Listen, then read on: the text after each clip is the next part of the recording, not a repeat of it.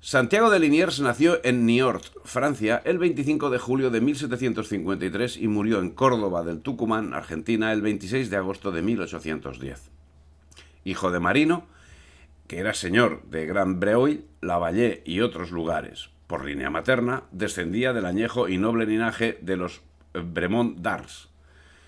Embarcó el 6 de mayo de 1775 como aventurero en el navío San José, con el que participó en la expedición a la conquista de Argel, y el 16 de noviembre ingresó en la Real Compañía de Guardia Marinas, alcanzando el empleo de alférez de fragata el 3 de marzo de 1776. Con el marqués de Casatilli transportó tropas para la ocupación de la isla de Santa Catalina. Participó también en la conquista de la colonia de Sacramento el 5 de junio de 1777 y en el 79 tomó parte en la escuadra de Luis de Córdoba que operó en el Canal de la Mancha en un combinado con Francia contra Inglaterra. Y también tomaría parte en la operación que, también comandada por Luis de Córdoba, resultaría definitiva para la independencia de los Estados Unidos, apresando un convoy de 55 barcos. Tomó parte también en la reconquista de Menorca, bajo el mando de Buenaventura Moreno, donde apresó 2 fragatas inglesas, lo que le reportó el ascenso a teniente de navío, y en el sitio de Gibraltar, donde ganaría el ascenso a capitán de fragata el 21 de diciembre de 1782, constituyendo este su tercer ascenso por méritos de guerra en poco más de un año. Entre 1785 y 1788 se dedicó a cartografiar las costas españolas bajo el mando de Vicente Tofiño de San Miguel, tras lo cual fue a Montevideo y luego, en el 88, sería capitán de puerto en Río de la Plata, donde contraería segundas nupcias. El 17 de enero del 92 ascendió a capitán de navío con destino en Montevideo, con cuyo rango mandaría en 1796 las cañoneras en la nueva guerra contra Inglaterra, y ampliaría la fortaleza de Montevideo.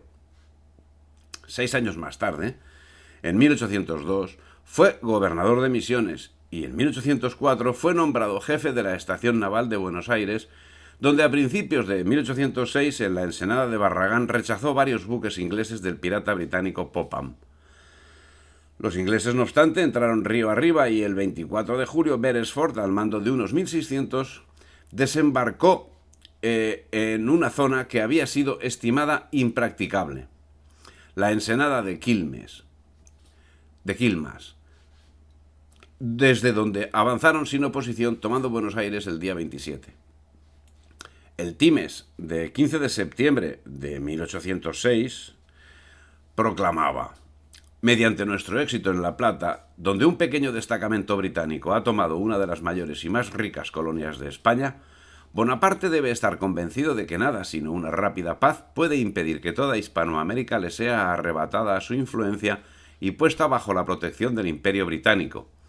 ¿Hacia qué región del mundo habitable podría él mirar entonces en busca de barcos, colonias y comercio?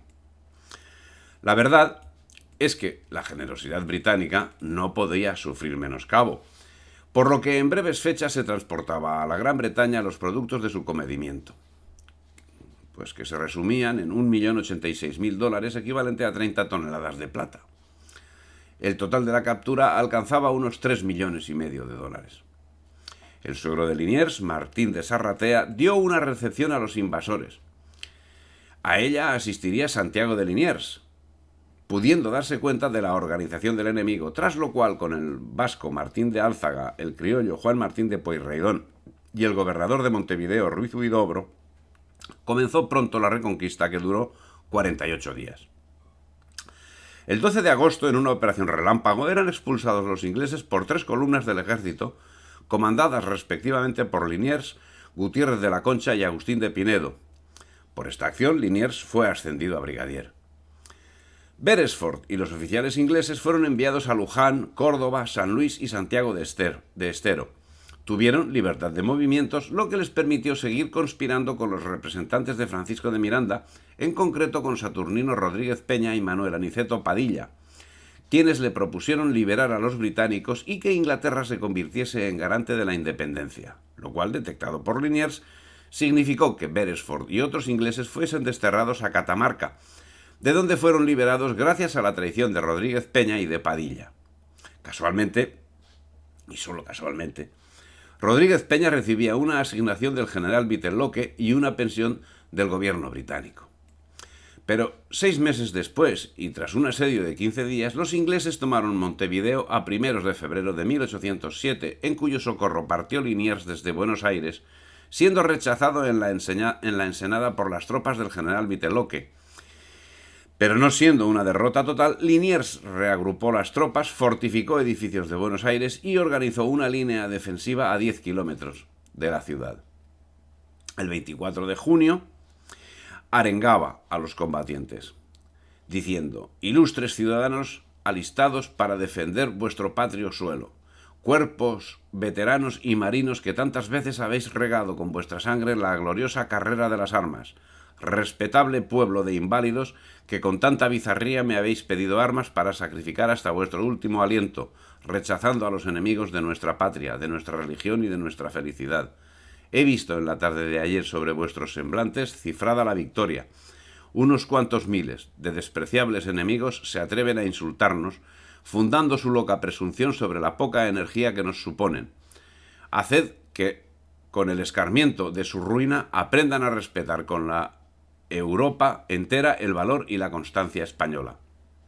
12.000 ingleses comenzaron su avance el 28 de junio desde la Ensenada de Barragán, y el 1 de julio tenían Buenos Aires a la vista. El día 3 las tropas españolas se retiraron a la ciudad. El día 5 iniciaron los ingleses el ataque, que se encontró con una resistencia numantina que en un solo día ocasionó más de 4.000 bajas al ejército de John Vitelloque, que se vio forzado a pedir negociaciones que fueron saldadas con un acuerdo el día 7. Los ingleses podían embarcar con sus armas y Montevideo se entregaría a los españoles. El triunfo frente a esta segunda invasión fue gracias al apoyo popular que, en cabildo abierto de 10 de febrero, nombró a Liniers virrey interino, cargo en el que sería confirmado en mayo de 1808. El ejército británico había sido rechazado, pero se tomaron medidas para el control de sus agentes que actuaban generando discordias, que, como la ocasionada por el general Francisco Javier Elío, comenzaban a ser de singular importancia. Elío acusó a Liniers de afrancesado sin tener en cuenta algo que con seguridad conocía. Liniers rechazó la llamada de Napoleón para reconocer como rey a José I. Pero el Cabildo Abierto de Buenos Aires, propiciado por Elío y liderado por Martín de Alzaga, exigió su renuncia el 1 de enero de 1809 y, como no podía ser de otro modo, la Junta de Cádiz, dependiente de Inglaterra, designó a Baltasar Hidalgo de Cisneros. Inglaterra acababa de situar en el Virreinato de la Plata un puntal de esencial importancia para la consecución de sus objetivos. El virrey Baltasar Hidalgo de Cisneros sería el bastión con el que contaban los comerciantes ingleses en Londres y sus operadores en Cádiz y Buenos Aires, dedicados, como venía siendo tradicional, al contrabando de productos británicos de baja calidad y a partir de ahora al saqueo de la ganadería y al robo de la plata del Potosí. Poco tardó Cisneros en cumplir con los primeros objetivos de su misión, decretando el libre comercio en el virreinato, decreto que haría público el 6 de noviembre de 1809. También durante ese año se presentó el Memorial de Agravios o representación del Cabildo de Bogotá a la Suprema Junta Central de España, compuesto por Bolívar, Camilo Torres y Cea. En el mismo señalan que América y España son dos partes integrantes y constituyentes de la monarquía española, y bajo este principio y el de sus mutuos y comunes intereses, jamás podrá haber un amor sincero y fraterno sino con la reciprocidad e igualdad de derechos. Cualquiera que piense de otro modo no ama a su patria ni desea íntima y sinceramente su bien. Luego dicen más cosas, pero este párrafo me parece interesante.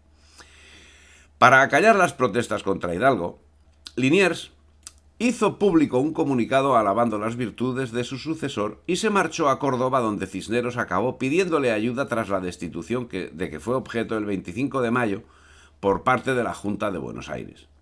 Pero la Junta de Buenos Aires fue convocada atendiendo los intereses particulares de los que atendía. Para la concurrencia se imprimieron 600 invitaciones, de las cuales se repartieron 450. Y solo asistieron, de esos, 250. ¿Cómo explicar esta ausencia en un momento donde se definiría el futuro de la patria? Pues la verdad es que muchos de los invitados pertenecían a familias decentes y temían por su seguridad. El mismo virrey Cisneros denunció que el vecindario, temiendo los insultos y aún la violencia, no se animaba a salir de sus casas. El pueblo en las calles intentaba por todos los medios que el cabildo se definiera a favor de una junta democrática. De esta manera se consiguió que muchos patriotas no acudiesen a la cita al tiempo que se procuraba la concurrencia de los anglófilos, por lo que las entradas fueron facilitadas a los revolucionarios para garantizar el éxito. Entre los que organizaron la encerrona, lógicamente, estaban los agentes británicos más significados, cuales eran Belgrano, Rivadavia, Manuel García, Castelli, Mariano Moreno, en representación de los contrabandistas y, en general, de los intereses británicos. Poco les importaba la representatividad que decían reclamar. En aquellos momentos, Buenos Aires contaba con una población que rondaba los 50.000 habitantes, y se arrogaron todos los derechos los 225 invitados apoyados por 272 nuevos firmantes, a los que, según señala Roberto Malfani, se sumaron los 600 encapuchados y armados suministrados por French y por Beruti. Cornelio de Saavedra asumía el poder, pero Paraguay, Uruguay, Salta, Córdoba o Charcas se alinearon con el Consejo de Regencia, dando lugar a un enfrentamiento militar en el que las fuerzas separatistas vencieron a los realistas dirigidas por el exvirrey Liniers, que desde su residencia y con el apoyo del Cabildo de Córdoba se dispuso a neutralizar la revolución, no por apoyar a Hidalgo de Cisneros, que representaba intereses ajenos, sino por entender que los componentes de la Junta, a los que conocía perfectamente, eran elementos indeseables aliados de los ingleses.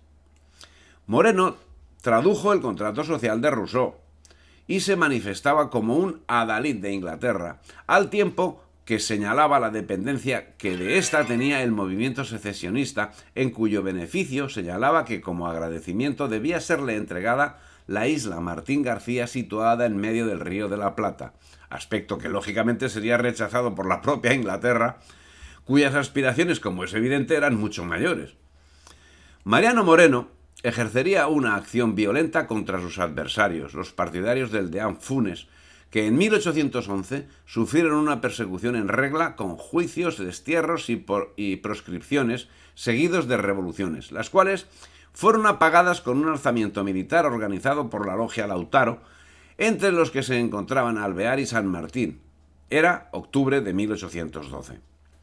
Fuese lo que fuese la Lautaro, lo cierto es que la Junta de Buenos Aires estaba compuesta por los siguientes miembros: Mariano Moreno, representante de los intereses ingleses; Castelli, primo de Belgrano, defensor de intereses ingleses; Manuel Belgrano, con intereses ganaderos y relacionado con Inglaterra; Miguel Azcuénaga, masón; Manuel Alberdi, masón; Domingo Mateu, comerciante catalán ligado a intereses ingleses; Juan Larrea, catalán armador ligado a intereses ingleses; Juan José Paso, amigo íntimo de Moreno, representante de los intereses ingleses. Hay quien salva el buen nombre de algunos implicados en esta Revolución de Mayo, indicando que lo que les movía era la defensa de la patria frente a Napoleón. En ese grupo pueden encontrarse personas como Cornelio Saavedra, presidente de la Junta Provisional Gubernativa de las provincias del Río de la Plata, o Tomás Manuel de Anchorena, secretario que fue de Belgrano. Pero esa afirmación es francamente más que dudosa. Sin embargo, lo que resulta evidente es que la Revolución de Mayo no obtuvo la independencia efectiva, sino que sirvió de catapulta de los comerciantes británicos para romper la unidad nacional e imponer el dominio de Inglaterra. El caso es que el virrey Cisneros fue obligado, al fin, a dimitir el 25 de mayo y acto seguido comunicó lo sucedido a Liniers, ordenándole actuarse en consecuencia, al tiempo que el Mutine, barco británico, fue invitado a anclar en el puerto de Buenos Aires, cuya fortaleza había arriado el aspa de San Andrés española e izado la Unión Jack británica. La buena fe de los buenistas no les hizo variar su actuación ante este hecho que ya debían conocer de antemano, puesto que el acta de la Junta de Gobierno del primer gobierno de las Provincias Unidas fue redactada por Alexander Mackinnon, curiosamente inglés. No era cualquier inglés que buscaba quedar en la historia como libertador de Buenos Aires. No era cualquier inglés. Había fundado la British Commercial Rome y ampliaba negocio. Queda manifiesto que lo que no pudieron conseguir los piratas William Beresford en 1806 ni John Viteloque en 1807 lo conseguirían los agentes locales con la Revolución de Mayo. Buenos Aires se rendía a los británicos sin disparar un solo tiro. Santiago de Liniers atendió la indicación de Cisneros, quien, a pesar de mantener con él una abismal diferencia, salió a combatir a los juntistas. Las tropas de Liniers fueron vencidas y él se refugió en Villa del Chañar, cerca de Córdoba, donde sería hecho prisionero junto al capitán de navío Gutiérrez de la Concha. Aquí empezaría su peculiar calvario, que acabaría con su vida antes de que sus múltiples adeptos intentasen rescatarlo. Era Liniers un prisionero peligroso que amenazaba levantamientos contra la Junta. La solución al problema la encontraron los próceres, lógicamente, que ya habían actuado en ese sentido desde la última intentona británica de 1807, confinando en Córdoba a un número importante de soldados ingleses que se habían integrado en la comunidad. A los próceres no les resultó difícil implicarlos en el asesinato de Liniers, conociendo que era el responsable de su derrota vergonzosa, y gustosos el 26 de agosto de 1810 lo fusilaron, junto a 5 de sus compañeros a los que, como a Liniers, habían martirizado previamente. Los cadáveres fueron enterrados en una fosa común. El tiro de gracia se lo dio Domingo French, a quien Liniers le había dado el grado de teniente coronel y que era responsable de la comunicación entre las logias masónicas de Nicolás Rodríguez Peña y Julián II de Agüero, el cura Agüero. En las ropas de Liniers se encontró su despacho como virrey firmado por el rey, que Castelli ordenó quemar. El papel estaba tinto en sangre. Lo peor es que, a lo que parece, Domingo French no le dio el tiro de gracia, sino que ese beneficio le fue negado. Los asesinos dejaron que se desangrase. Y todo debía ir debidamente ordenado, pues el fusilamiento en unión de Gutiérrez de la Concha y otros fue ejecutado sin previo juicio. Fue ordenado por el secretario de la Junta, Mariano Moreno, y fue llevado a cabo por el coronel Antonio González Valcarce, el 26 de agosto de 1810 en el lugar conocido como Monte de los Papagayos, cerca de Cabeza de Tigre, en Córdoba. La Junta estaba dirigida por el presidente de la delegación británica y la acusación que justificó el asesinato era de traición y deserción. Pero justamente eso es lo que no era Liniers. Porque Liniers era un patriota que siempre fue fiel a la corona y que solo cometió el error de fiarse del virrey Baltasar Hidalgo de Cisneros. De los sucesos ocurridos con ocasión de la sublevación de Mayo, parece deducirse que su móvil no fue otro que el asesinato en 1806 y en 1807. El problema es que esa clase dirigente, conformada por contrabandistas, no deseaba el triunfo ni de Liniers ni de las Provincias Unidas, que ni tan siquiera se conocían como Argentina, sino de Inglaterra, la cual, si desde el siglo XVI había llegado una constante actuación de piratería, desde el último cuarto del siglo XVIII había optado por otras medidas reflejadas en el Plan Maitland, un proyecto de varias décadas que finalmente sería llevado a cabo por José de San Martín. Es de destacar la actividad de los quintacolumnistas británicos, que se habían aliado en 1806, sirvieron a su cometido en 1807 y no cejaron hasta asesinar a Santiago de Liniers, artífice de los anteriores fracasos británicos. Como un héroe de España, los restos de Liniers reposan hoy en el cementerio de marinos ilustres de San Fernando, en Cádiz. Gloria a Liniers. Si te ha gustado el vídeo, dale me gusta, difunde y suscríbete al canal.